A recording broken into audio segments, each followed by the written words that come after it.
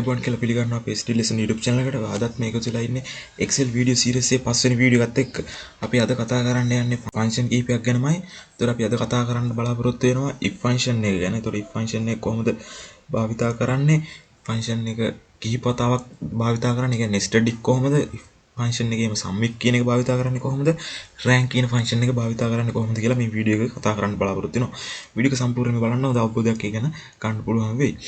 එතකොට if function එක භාවිතා කරන්නේ අපි නිකන් අපිට මොකක් හරි කොන්දේසියක් සහිතව උත්තරයක් ගන්න ඕන වෙනවා. ඒ කියන්නේ ගණන් වල තියෙන තර්කයක් භාවිතා කරන්න ඕන වෙනවා මොකක් හරි මේක මෙහෙම වෙනවා නම් මොකක්ද දෙන්න ඕනේ. ආන් ඒ වගේ. කියන්නේ අපි මේ pass fail දාලා තියෙන්නේ පාස් කරන්න තියෙන්න ඕන මොකක් හරි කොන්දේසිය. අපි කොන්දේසිය සලකලා තියෙනවා ඇවරේජ් එක 35ට වඩා වැඩි නම්. ඒ කට්ටිය පාස් වෙලා තියෙනවා. 35ට අඩු අය ෆේල් වෙලා තියෙනවා. ඒ විදිහට තමයි මේක අරන් දෙන්නේ. මේ ගන්න විදිහ ගැන බලමු කොහොමද කරන්න කියලා. හරි මම මේ තව ටේබල් එකක් හදාගත්තයක් තියෙනවා. ඒකේ අපි මේක බලමු. ඒතර පාස් ෆේල් ගන්න නම් අපි if function එක මෙතන එන්න ඕන. අපි formula bar එකේ අදාළ function එක type කරන යාම equal if tab එක press කරපුවම වරහන එනවා. දැන් අපිට මෙතන logical test කියලා මේ පෙන්නන අපිට අදාළ කොන්දේසි type කරන්න ඕන. අපිට ඕන වෙන්නේ average එක. average එක 35ට වඩා වැඩි නම් average එක තියෙන පළවෙනි එකට දාලා තියෙන cell එක select කරනවා. select කරලා මේක 35ට වඩා වැඩි නම් ශාලයි හෝ සමානයි නම් වෙන්න ඕනේ මොකද්ද? ශාලයි හෝ සමානයි 35. 35 ගන්නවා කමාවක් ඊළඟට value if true. ඒ කියන්නේ මේ if එක මේ condition එක මෙතන දාපු මේ condition එක මේක සත්‍ය වෙනවා නම් වෙන්න ඕන උත්තරේ මොකද්ද කියලා දාන්න. ඒ කියන්නේ දැන් මේ average එක 35ට වඩා වැඩි වුණොත් මොකද්ද වෙන්න ඕනේ? 35ට වඩා වැඩි වුණොත් pass. එහෙනම් pass කියන එකත් මෙතන එන්න ඕනේ. pass කියලා අපි නිකන් type කරාට බෑ. මොකද අපි type කරනවා කම්පියුටරේ දන්නේ නැහැ මොකද්ද කියලා. ඒක හඳුනා ගන්න නම් අපි quotation ඇතුලේ double quotation ඇතුලේ මේක type කරන්න ඕනේ. එතකොට තමයි ඒක දැනගන්නේ. pass කියලා type කරලා double quotation වහලා නැවතත් කමාත් වෙනවා. එතකොට අහනවා ඊළඟට value if fail. ඒ කියන්නේ වැරදි උත්තරේ මොකක්ද? මේක මෙහෙම එන්නේ නැත්තම් එන්නේ මොකද්ද? කොන්දේසියට අදාළ නැති එක. ඒක අපි දානවා fail කියලා එන්න ඕන. cut quotation ඇතුලේ fail කියලා type කරමු. type කරලා අපි අරහන වහලා enter එකක් ලබා දෙනවා. අපට අදාළ උත්තරේ එනවා. එතකොට අපි මේක ඊට පස්සේ පහල drag and drop කරලා ගන්න පුළුවන්. මොකද මේවා relative cell reference විදිහට අපි මේ ලියලා තියෙන හින්දා. පහල drag and drop කරපුවාම ඔක්කොම ටික හම්බෙනවා 35ට අඩු එක්කන fail කියලා ආවා. හරි අපි මේ if function එක භාවිතා කරන විදිහ තමයි මේ තියෙන්නේ. එතකොට අපි දැන් බලමු කොහොමද මේ grade එක ගන්න. මේ grade එක ගන්නවා කියලා කියන්නේ දැන් අපි මෙතන මේ අපිට ඕන වෙනවා average එක 75ට වඩා වැඩි නම් එයාට A එකක් ලබා දෙනවා. 65ට වඩා වැඩි නම් B එකක් ලබා දෙනවා. 55ට වඩා වැඩි නම් C එකක් ලබා දෙනවා. 35ට වඩා වැඩි නම් S එකක් ලබා දෙනවා. එහෙම නැත්නම් fail කරනවා. මේ ටික අපි කොහොමද if function එකෙන් කරන්න කියලා. එහෙනම් අපි මෙහෙම if function එක ලියා ගන්නවා if. ඒතර එන්න ඕනේ අපි බලන්නේ හැම වෙලේම average එක. average කියන cell එක select කරනවා. cell එක select කරලා මේක 75ට වැඩි නම් හෝ සමානයි නම්. සලයි හෝ සමානයි 75. කමාවක් වෙන්න ඕනේ මොකක්ද 75ට වැඩි නම් A එකක්. ඒකත් අපි අර වගේම quotation ඇතුලේ type කරනවා. 75ට වැඩි නම් කමාවක්. දැන් මෙහෙම නොවුනා නම් මොකද්ද වෙන්න ඕනේ?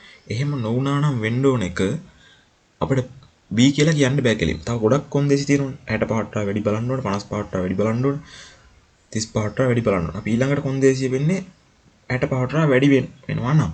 අයනම් ආයෙත් if එකක් දානවා. මේකට තමයි අපි nested if කියලා කියන්නේ. if function එක කිහිප වතාවක් භාවිතා කරන එක. ආයෙත් if එකක් දාලා ආයෙ ලියනවා. ආයෙත් average කියන එක වැඩි හෝ සම වෙන්න ඕනේ 65ට. එහෙම වුණොත් මොකද්ද කොන්දේසිය වෙන්නේ? B. උත්තරේ B එන්න ඕනේ. එහෙමනම් B. එහෙම නැත්තම් ඊළඟට එන්නේ හැම වෙලෙම එහෙම නැත්තම් කියන එක. එහෙම නැත්තම් ආයෙත් if එකක් දාන්න වෙනවා. බලන්න වෙනවා. දැන් ඕඩර් වෙන්නේ C එක ගන්න C එන්නේ 55ට වැඩි නම්. එහෙනම් ආපහු average කියන select කරලා සමානයි 55ට වඩා වැඩි නම් මෙතෙන්ට දෙන්න ඕනේ C එකක්.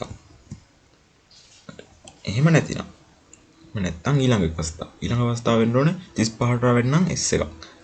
පවර් ඇවරේජ් කියන එක සිලෙක්ට් කරා. දාලා ඒක සමානයි 35. ඊට දැන් දෙනවා S එකක්. එහෙම නැත්තම් දැන් ආයෙ අපිට if එකක් දාලා කොන්දේසියක් ලියන්න ඕනේ නැහැ. මොකද දැන් එතන සමාන වෙන්නේ මෙතන if එක අපිට අගෑරලා තියෙනවා. if එකක් මෙතෙන්ට එන්න ඕනේ. හරි. දැන් අපිට ආපහු ලියද්දි කොන්දේසියක් ලියන්න ඕන වෙන්නේ නැහැ. මොකද 35ට වෙන්නම් S. එහෙම නැතිනම් ඉතුරු කොහම වුණත් එයාට ෆේල් තමයි වෙන්නේ. එහෙනම් අපි W එකක් ලබා දෙනවා. මේ විදිහට වහලා මොන විදිහට ලියා ටයිප් කරගෙන දැන් අපි මේ වරහන් ටික හරියට වහන්න ඕනේ. මෙතන වරහන් තියෙනවා. වරහන් වැටෙන්න ඕනේ. if function ගානට දාලා වරහන් වැටෙන්න ඕනේ. if දාපු. මෙතන 1යි 2යි 3යි 4ක් තියෙනවා. එහෙනම් 4 පාරක් වරහන් වැහෙන්න ඕනේ. 2යි 3යි 4යි ඒ විදිහට. දැන් එන්ටර් එකක් ලබා දුන්නාම දාලා උත්තර එනවා. 64.25 කියන්නේ 100 එකක්. මේක පහළ drag and drop කරලා බලමු. අන්න දාලා උත්තරයන් ටික ගානට හම්බ වෙනවා. හරි. හරි අපි දැන් බලමු rank කියන එක කොහොමද ගන්න කියලා. ඒත් rank කියන එක ගන්න අපි භාවිතා කරනවා rank avg කියන function එක. මෙතන තියලා බලමු rank avg equal rank කියලා ටයිප් කරනකොට මේ avg කියලා පෙන්නනවා අපිට ඒක ටැප් කරගත්තාම හරි. හරි. දැන් number of numbers අපිට rank එක සලකන්න ඕනේ average කියන මෙන්න මේ cell එකට. මේ cell එකට තමයි අපි සලකලා තියෙන්නේ. ඊගාවට අපි දැන් ඊළඟ එකේදී දෙන්න ඕනේ cell reference order එක. ඒ කියන්නේ මේ average එක සලකන්න cell range එක. ඒ cell range එක වෙන්නේ මෙන්න මේ ටික. මේ average set එකම සලකන්නේ. ඒ set එක සලකලා තමයි අපි rank එකක් කියන්න යන්නේ වැඩිම average එක තියෙන කෙනාට. එක කියලා ඉන්නත් ඒ කියන්නේ වැඩිම ලකුණු ගත්ත කෙනාට average එක වැඩි වෙන එයාට තමයි අපි එක කියලා දෙන්න ඕනේ. ඒ විදිහට. එතකොට මෙතනදී අපි වැදගත් දෙයක් කරනවා. අපි දැන් මේ සාමාන්‍යයෙන් relative cell reference තමයි භාවිතා කරන්නේ. පහළට drag and drop කරලා ගන්න. දැන් මෙතනදී අපි මෙතෙන්ට ඇවිල්ලා අපි පහළට drag and drop කරලා මේක ගන්න. එහෙම ගන්නකොට අපි බලන්න ඕනේ හැම වෙලේම දැන් පළවෙනි කොන්දේසි මේ G3 කියලා ගත්ත එක නම් පහළට ගන්නකොට මෙතෙන්ට එනවා. ඒක හරි. එහෙම වෙන්න බෑ. මේ මෙතන අපි සලකන්න ඕනේ. මෙතනදී අපි සලකන්නේ මේ cell එක. ඒ වගේම මෙතෙන්ට ආවම සලකන්න ඕනේ මේ cell එක. ඒක හරි. හැබැයි පහළට drag and drop කරාදී මේ cell range එකත් drag and drop වෙනවා පහළට. එකක් පල්ලට යනවනේ. ඒක නවත්තන්න ඕනේ. අන්න ඒක නවත්තන්න අපි මෙතනදී විශේෂිත උපක්‍රමයක් භාවිත කරනවා. මේකට අපි කියනවා absolute cell කියලා. ඒ කියන්නේ මේ cell එක නිකන් කොහාටවත් හෙලවෙන්නේ නැති වෙන්න ස්ථිර කරනවා වගේ දෙයක් කරනවා. ඒක කරන්න අපි මෙන්න මේ G3 කියන එකේ මේ cell address එක අකුරත් ඉලක්කමත් අතර කර්සර් එක තියලා F4 කියන එක ලබා දෙනවා. F4. එතකොට ටැප් එක වගේ නම් Fn එකත් එක්ක F4 කියන ෆන්ක්ෂන් එක දුන්නාම අන්න අර වගේ ඩොලර් ලකුණක් මෙතෙන්ට වැටෙනවා. මෙතෙන්ට ඩොලර් ලකුණක් සහිතව මෙහෙම වෙලා පෙන්නනවා. මේක තමයි අපි absolute cell කියලා කියන්නේ. හරි. ඒ විදිහට එහෙම කරගන්නවා. ඒ වගේ මෙතෙන්ටත් G10 කියන එකෙත් මෙතෙන්ට ඔහම තියලා අපි F4 එක ලබා දෙන්න ඕන. F4. ඒකට එතනත් ඒ වගේ absolute වෙනවා. absolute වෙන්න ඕනේ නැත්නම් පහළට drag and drop කරාම cell range එක වෙනස් වෙන හින්දා. හරි. ඊකට අපි මෙතන කමාව අපේ එන්න ඕනේ මොකද්ද? අපි කියනවා මෙතන descending ද ascending ද කියලා order එක අහනවා. එතකොට මේක අපි sort වෙන්න ඕනේ. හැම වෙලේම සලකන්නේ average එක වැඩිම වුණොත් මොකද වෙන්න ඕනේ? average එක වැඩිම වුණොත් අඩු අංකේ එන්න ඕනේ. එහෙනම් අපි මේක අඩු අංකේ ඉඳලා වැඩි එකට. ඒ කියන්නේ ascending order එක තමයි දෙන්න ඕනේ. ascending order එක දීලා මේ වරහන අහලා එන්ටර් එකක් ලබා දෙන අපිට අදාළ උත්තරේ ලැබෙනවා. අපිට අදාළ උත්තරේ මේ විදිහට ලැබෙනවා. දැන් මේක පහළට drag and drop කරන්න පුළුවන්. උත්තරේ ගත්තාම හරි දැන් මෙතනදී මේ වෙලා තියෙන්නේ අපි මෙතන එක දැම්ම ascending දාපුවම වුණා fail කියන එක නම් එක ආවා. ඒ කියන්නේ ඒක වැරදි. මේ කරපු විදිහ පොඩි අවුලක් වැරද්දක් එනවා. එහෙම වෙන්නේ ascending නෙමෙයි අපි මෙතන දෙන්න ඕනේ නැත්නම් descending. descending order එක දීලා ගත්තා නම් ඔක හරියනවා. descending කියන්නේ වැඩි එකේ ඉඳලා අඩු එකට. හරි අපි මෙතන බිංදු descending කියලා දාලා enter එකක් ලබා දෙනවා. එතකොට ඊපස්සේ පහළ drag and drop කරන මේ විදිහට දැන් relative දාන්න පුළුවන් අපිට. එතකොට අදාළ උත්තර ටික හරියටම එනවා. දැන් මෙයාට යා එක ඊට පස්සේ වැඩිම තියෙන්නේ මෙහා දෙක මේ විදියට හරියට එනවා. දැන් මේ අපි මේ පහළ drag and drop කරපු එක මෙතන මේ absolute cell කරේ නැතිනම් මේක වෙනස් වෙනවා. මොකද මෙතන තියලා පහළට අදිනකොට මෙතන තියලා බලද්දි මේ බලන්න G3 මෙතන තියෙනවා G3 G10 මෙතෙන්ට ආවම G3 G10 ඒක වෙනස් වුණේ නැහැ. හැබැයි G4 කියන එක වෙනස් වුණා. G4 කියන එක වෙනස් වෙලා තියෙනවා.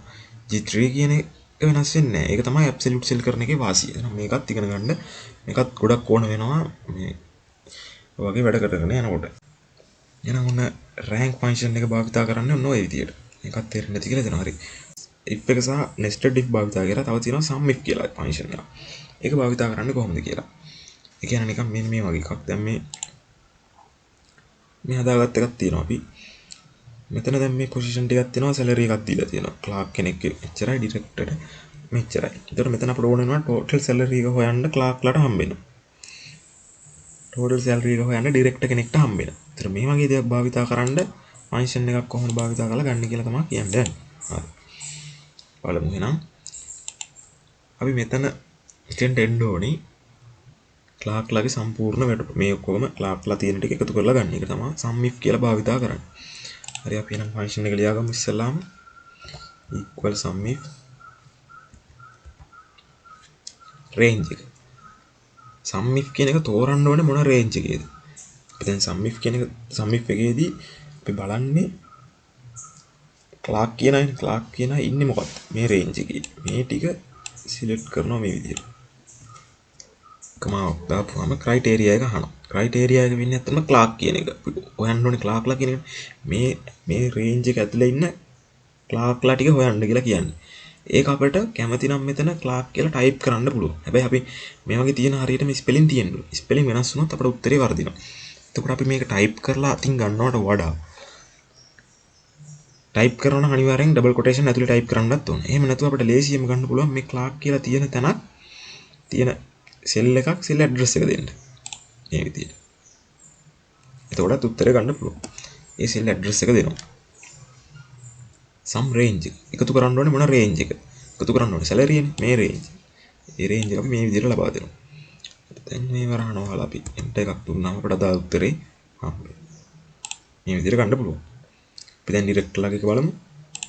මේකට කී සමානයි sum if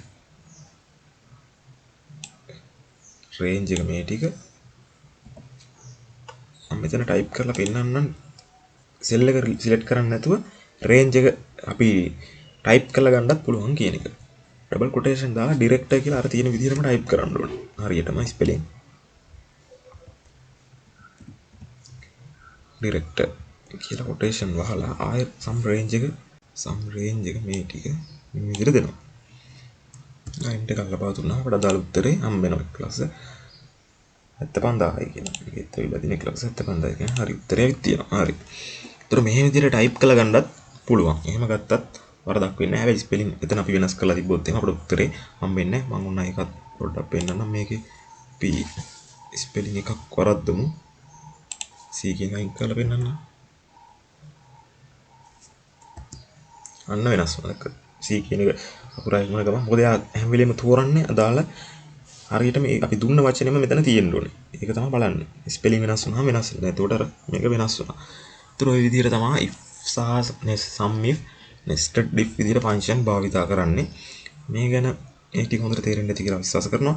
එතකොට මේ වගේ තව ඉස්සරහට මේ Excel වල ඒක ගොඩක් කතා කරන්න බලාපොරොත්තු වෙන VLOOKUP, HLOOKUP ඒ වගේම condition format කොහොමද දාන්නේ මේ වගේ දේවල් අපේ channel එක subscribe කරලා තියාගන්න. එතකොට අපි වීඩියෝ කරන ඒවා ඔයාලට බලා ගන්න පුළුවන් වෙනවා. එහෙනම් අදට අපි මෙතනින් පාඩම නවත්වනවා. සියලු දෙනාටම සුබ දවසක්.